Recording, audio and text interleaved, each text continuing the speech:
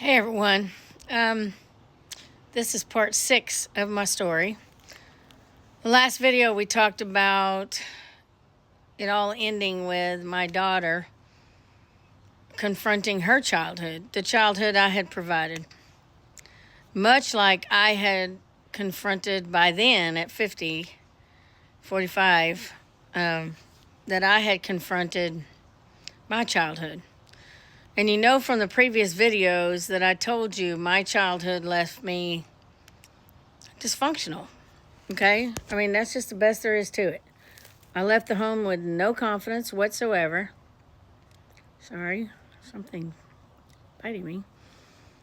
I left the home with no confidence whatsoever. I was raised with a highly critical mother.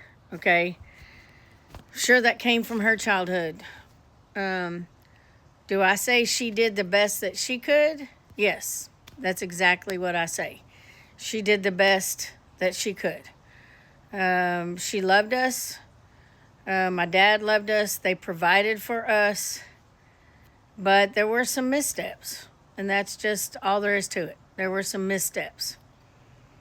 But I never took it like I'm the victim, or I never took it like I needed to set specific boundaries like you hear of people doing today, because they're my parents. They did the best that they could. They fed us, they clothed us, and did we come out with some scars? Yes, we came out with some scars. However, was that the healthiest way to do it? Because I still honored my parents despite some of the things that happened. And I haven't decided if I'm going to tell the story of my childhood or not. I'm just being completely frank, because I don't know what value that provides if I tell the details of that. There was some trust that was betrayed, but I just don't know if there's value in that. So I'm still praying about that, to be honest. But my parents, I think they did the absolute best they could do. I've learned since then that my parents are not incredibly religious people.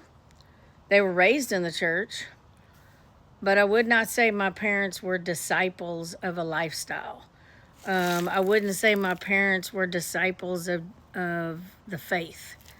Now that I've grown older and I've determined for myself what that means.